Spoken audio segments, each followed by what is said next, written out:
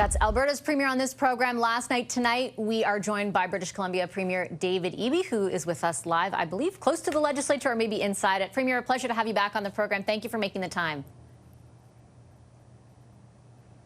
Thanks for having me. I'm right here in the basement of the BC legislature right now. Okay, excellent. Well, thanks for carving out some time for this. Look, I've listened to your comments over the past number of days very closely, and I wanted to start off by asking you why you are so upset about something that you yourself have said is not, quote, real, non-existent, and fictional. Yeah, thanks. And it's an important explanation, and it's a nuance that gets lost in the headlines. The proposal from Alberta for a pipeline across the north, it implicates directly a ban on oil tankers off our north coast. That is conditioned precedent. It's a requirement of coastal First Nations to support major projects that we're advancing here in British Columbia that are worth tens of billions of dollars to the Canadian economy, not just in construction, but in operation as well. LNG Canada Phase 1 was the largest private sector investment in Canadian history. They're currently considering Phase 2. That project requires the goodwill of coastal First Nations, and they support it because the tanker ban's in place. So what I've got right now is a minister from Alberta calling up these coastal First Nations saying, hey, we want to build a heavy oil pipeline right to your coast that you see as an existential threat to your way of life.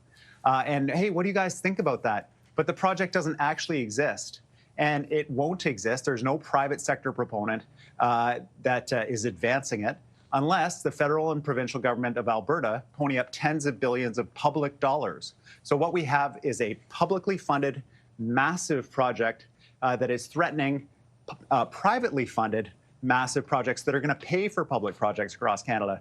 I find that very aggravating, that we have tens of thousands of jobs for Canadians from coast to coast to coast. That's who worked on the first phase of LNG Canada Phase 1 that are being put at risk by, frankly, what is political posturing out of Alberta.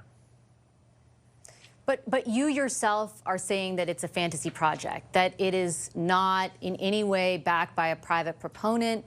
You have gone to great length to say that it is essentially fake. So I don't understand. I get what you're saying about the prospect of this being raised, but like inherently, is that so wrong of the minister? If this is something they'd like to see go ahead, why not call up and do some consultation in advance? Like, why are you fanning the flames of this if there is nothing real to talk about in your estimation? And is it because it is politically popular with a constituency of NDP supporters that you need to support you in your leadership review? Well, look, there has been a lot of discussion about resource development in our province, including LNG and other major resource projects. And we are advancing those projects. We're having hard conversations with a lot of British Columbians that are concerned about the impacts of fossil fuel infrastructure and so on. But we've got to grow our economy provincially and nationally. And to be blunt, if we don't do these projects, Donald Trump's going to put a giant plant in Alaska and sell to the same markets anyway. So let's lift up Indigenous people. Let's give people trades training. Let's deliver low carbon LNG to the world. We have a fragile coalition in the north to deliver these projects. And that coalition is directly threatened by ham-handed efforts by Alberta, because they're not saying this may or may not happen. We're not sure. It requires tens of billions of dollars of taxpayer funding. They're not saying any of that. They're saying we've got a proponent. We're delivering the project. It's going to happen. That's what they're saying in these phone calls to nations. And so then I've got to go clean up that mess and try to hold everybody together to actually deliver real projects that are going to pay for infrastructure across Canada, that are going to employ people from across Canada in the trades. When I was up at LNG Phase 1 in Kitimat, I met workers from every corner of this country that were working on it. And so, you know, that's what's on the line here. It's not you know, a trivial matter. This is a really big deal for British Columbians and for Canadians. And to have the Premier of Alberta say, well, unless this pipeline goes ahead, we're looking at leaving the country. I mean, look, I would like tens of billions of dollars of federal funding for projects in British Columbia. I'll show you what we can do. But we're doing projects without tens of billions of dollars in federal funding. And I don't see why Alberta would leave the country if they didn't get that. With all due respect, just two quick things.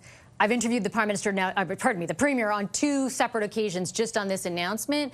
She has said that it would mean Canada doesn't work. She did not ever say that she would leave the country. She said she would end up shipping more oil to the United States, which is the opposite of the objective that premiers in the aggregate and the Prime Minister have expressed about weaning ourselves off of U.S. dependence. I would also just put to you, like, why do you reflexively reject the economic, the sort of growth generating prospects of a bitumen pipeline and look at TMX, right? I understand your criticism of there being taxpayer dollars behind that, but just in this first operational year alone, that pipeline has created an additional $2 billion of revenue for federal coffers. That money goes to British Columbia, it goes to Nova Scotia, it goes to Newfoundland and Ontario. Like, why reflexively say that a pipeline to your coast would not be as growth generating as the projects that you cite around LNG? Like, why is it okay for you to exploit LNG and not for Alberta to exploit oil? Because I'm not asking for any federal money to do it. This is a major private sector project that is supported by private industry. In fact, a coalition of countries that we're trying to expand our trade with. That is going to fund tax revenues for people across Canada to do the things that we want to do as a nation. We have a publicly funded pipeline already. The TMX pipeline costs taxpayers north of $30 billion. It is not a capacity. There is an optimization project that's available that could significantly increase the capacity on that pipeline. But we're not talking about that with Alberta. And it's not because we don't want to. In fact, we've raised it repeatedly with Alberta. We've talked to them about tying in our electricity to Alberta to help them reduce their emissions from the oil sands, making their products more saleable internationally, and reducing costs for Albertans in terms of their electricity bills. We've talked with them about working on hydrogen, where we get unified standards with the federal government and get hydrogen out to the ports, to world markets as well. These are real projects with proponents and support that will generate benefits for Albertans and Canadians. And instead of talking about any of that, we're talking about this non-existent pipeline project across the north, and in the process, threatening tens of billions of dollars of further real projects in British Columbia. BC has massive private sector projects that will lift up our economy from coast to coast, and we're keen to develop them and deliver them. 40% of the major projects on the Prime Minister's list are BC projects, and it could have been the entire list. But, you know, all I'm asking for is a little bit of support from our neighbor to understand the fragile coalition we have that we're trying to build to do these things, that we have to do because of many court decisions and our recognition of inherent Indigenous rights. And we have to work within that framework. And to just show up and be ham-handed all over the place, we're going to build this heavy oil pipeline through and create confusion and chaos when we need to be growing our economy with real projects, it doesn't make any sense.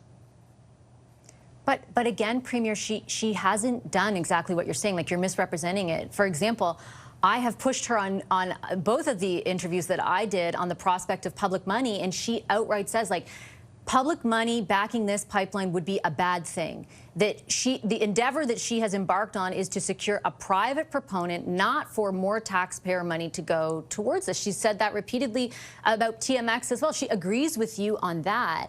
But I guess what I just don't understand is, why don't you want to embark on a conversation like the other ones you talked about how something like this could potentially be possible? What are the things that need to be addressed? Like, is there not a conversation to be had, given the crisis we face from the United States, that one pipeline to your coast already adds 0.5% to our GDP on an annual basis? Like, isn't that worth sitting down rather than reflexively saying, no way, no how, this isn't Danielle Smith's world? Well, I mean, with respect, that's not what I'm saying. I am saying that there is no private sector proponent. If public money on this pipeline is a bad thing, then what are we doing? This is a crown corporation set up by Alberta, fully funded by Alberta taxpayers, backed by the corporation that is publicly owned that runs the Trans Mountain Pipeline. There's nothing but public money in this project. And there is no prospect of private money because we have a pipeline for sale. As Canadians, it's $30 billion. Does anyone want to buy it? Silence. Nobody is buying the TMX pipeline. And so if the economics are not making sense for the private sector, but there are projects that do make sense for the private sector that are bringing in, like LNG Canada Phase 2, is going to be the largest, again, private sector investment in the history of Canada. And that is one of the projects that is put at risk by what the Premier of Alberta is doing. And if the goal is to get her product to Tidewater, then the bizarre part that I cannot understand is why are we not using our existing publicly funded pipeline that already delivered $30 billion of benefits to Alberta, funded by taxpayers from across Canada, using that pipeline, optimizing it, filling it up, and using it to its full capacity to generate profits for Canadians in the immediate term. Like, this is a short-term project that we could do together, but that's not where the conversation is. And it, frankly, has been imperiled by this other conversation and challenges now to our relationship with Alberta that I've really been trying to avoid. We've been trying to work constructively with Alberta, but I can't stand by while they threaten projects that we have that are in the hopper, that are ready to go, where final investment decision is pending. I mean, this is a big deal for us and for Canadians. Why can't both things happen at the same time? Why can't you develop LNG to the benefit of British Columbians and Canada more largely, just in the same way? Even if you optimize TMX, the point the Premier is making is there's such demand, in particular from Asia, that a second pipeline could be supported, could further decrease the differential, which again greatly increases the revenues to the federal coffers as well. Like, why can't both things happen at the same time? And do you know for a fact that any of the projects you're talking about are in peril now, just at the prospect of this fake thing, as you call it, being talked about? I know that I have had calls from coastal First Nations saying we're getting outreach from Alberta about this project. What is happening? If this goes ahead, we're going to have to reevaluate our support for these other projects, the expansion, the significant multi-billion-dollar expansion of our port at Prince Rupert that supports the export of goods from across Canada, the LNG projects, including Indigenous-owned projects across the north. Because, but you have to understand, for these nations, the threat of a major oil spill is existential for them.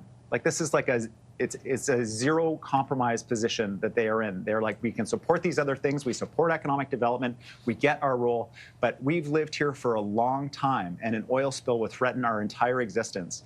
And so if you're going to engage in that conversation with those nations, you better have a real project. It better be well advanced. It better be more than just an idea that somebody's had that's going to require tens of billions of dollars of federal taxpayer dollars to deliver. And there better be no alternatives. But in fact, there are alternatives. And instead of exploring those alternatives, we're doing something else. And I've got to ask why that is.